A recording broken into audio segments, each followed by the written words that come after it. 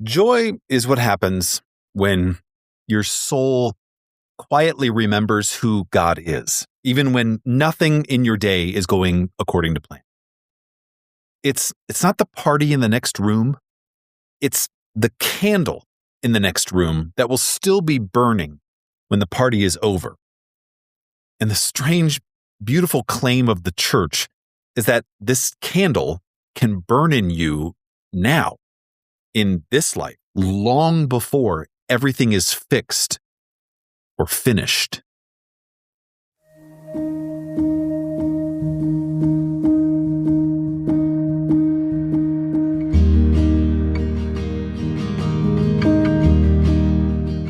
This is A Quiet Catechism, a slow, steady walk through the deep things of the Catholic faith. Welcome.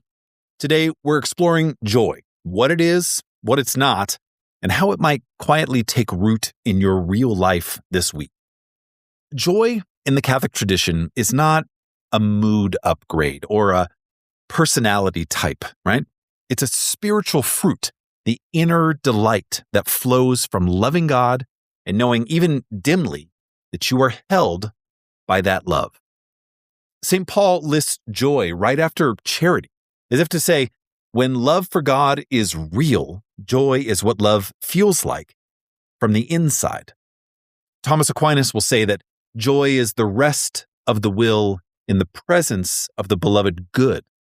That sounds kind of fancy, but it's actually very simple. When your heart is turned toward God and you glimpse, even for a second, that God is really with you, something in you settles. And this settling, this interior, it is good that you are here, is joy. Now, what joy is not? Joy is not constant emotional sunshine. Jesus wept, sweated blood, felt abandoned. None of that canceled his joy in the Father. Joy is not denial. The saints were some of the most clear-eyed realists about pain and injustice, and yet their lives frequently glowed with a kind of quiet radiance. Joy is not spiritual caffeine, something to keep you artificially peppy and useful. It's deeper, slower, more like roots than branches. And here's the most important distinction. Enjoyment is getting what you want. Joy is discovering that what you most want beneath all the noise is God, and discovering that God is already turning toward you. So many thinkers, both in philosophy and psychology, they tell us that chasing pleasure for its own sake actually makes us less happy. The Catholic tradition goes further and says, your heart was not built merely for comfort. It was built for beatitude, for the joy of seeing God face to face. Now, Aquinas distinguishes between imperfect happiness in this life and perfect happiness in the next. Imperfect happiness includes good things, virtue, friendship, meaningful work, but even at their best, they leave a little ache, a holy not yet. Joy lives in that not yet. It is the fruit of the Holy Spirit that lets you taste here and now some small sip of the joy of heaven. Even while your body is tired, your inbox is unreasonable, and your family is complicated. But this joy is cruciform. The gospel does not say, blessed are the comfortable, for theirs is the kingdom of convenience. It says, blessed are those who mourn, and yet calls them blessed, happy in a deeper, hidden way, because God comes close to the brokenhearted. So, in Catholic teaching, joy and the cross are not opposites. They're neighbors. Joy is not the absence of wounds, it is God's presence in the wound. Joy does not wait for the end of suffering. It begins whenever love is brave enough to stay. Many Catholic psychologists notice this too. When People live with gratitude, purpose, community, and forgiveness. Their sense of joy grows even in really hard seasons. The church has been quietly saying that for centuries. Thanksgiving, vocation, communion, mercy, these are not luxuries. They are conduits of joy. Joy is not something you hack.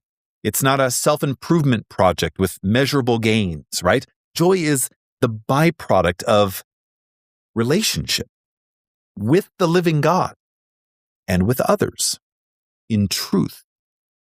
The Holy Spirit is called the Comforter, the one who dwells in us and prays in us and pours the love of God into our hearts.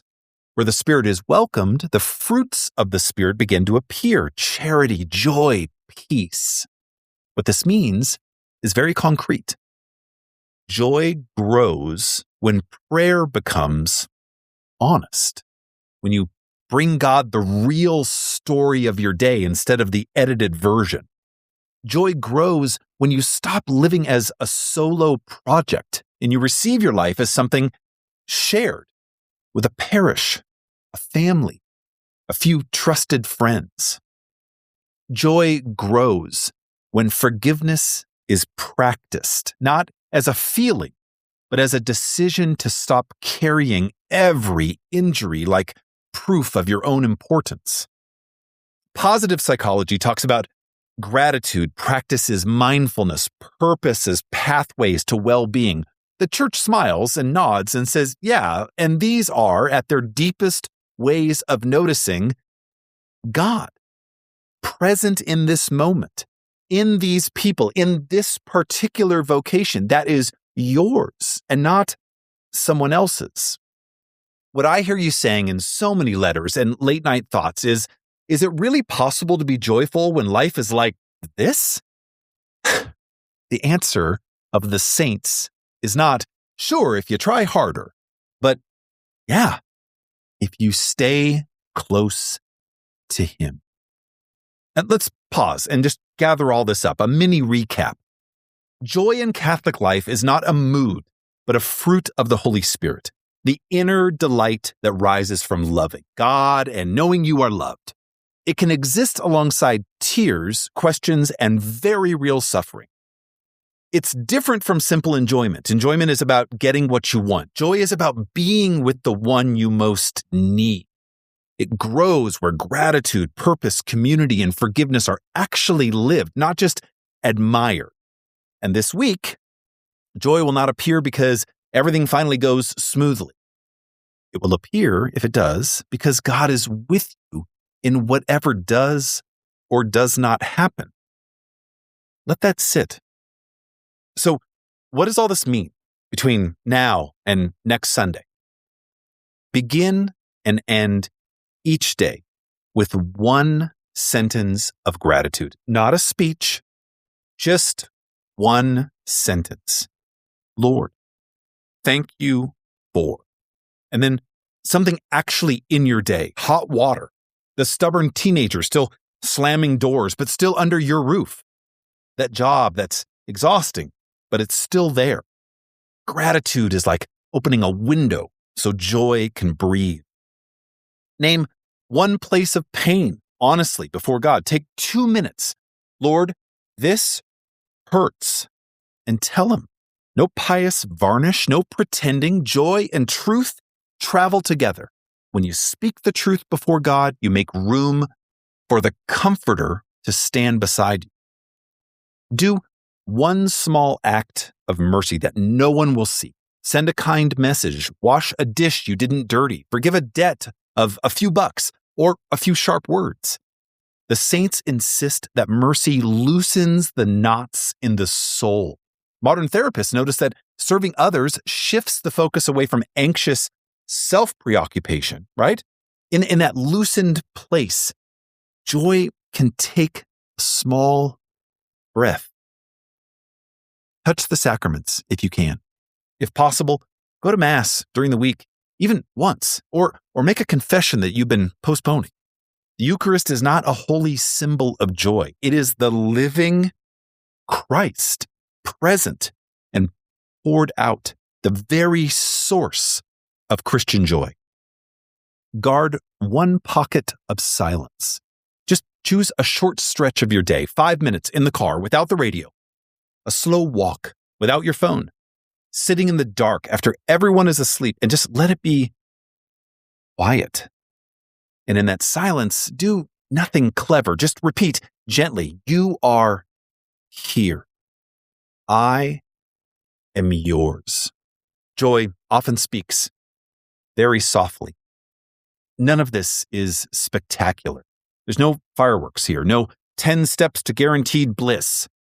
There is simply a person, you, taking small, stubborn steps to stay turned toward God in the middle of your actual life. Joy loves to grow in places like that. It's shy, but it's faithful. As you listen to this, there may be part of you that thinks joy is for other people. I'm too tired, too sad, too tangled. Listen carefully. Joy is not a reward for people who have figured everything out. Joy is a gift, fruit, something the Holy Spirit grows in people who simply keep turning again and again toward God. So, may you be given this week one unmistakably quiet moment of joy. Maybe in the laughter of someone you love, maybe in the stillness after a long day, maybe in the strange peace that arrives for no good human reason in the middle of something that should undo you. May the Lord bless you and keep you. May his face shine upon you, which is another way of saying, may he let you feel, even for a heartbeat, how glad he is that you exist. And may the Holy Spirit, shy and powerful, plant in you the fruit of joy, a joy that does not shout, but stays. Go in that peace today. Let's begin.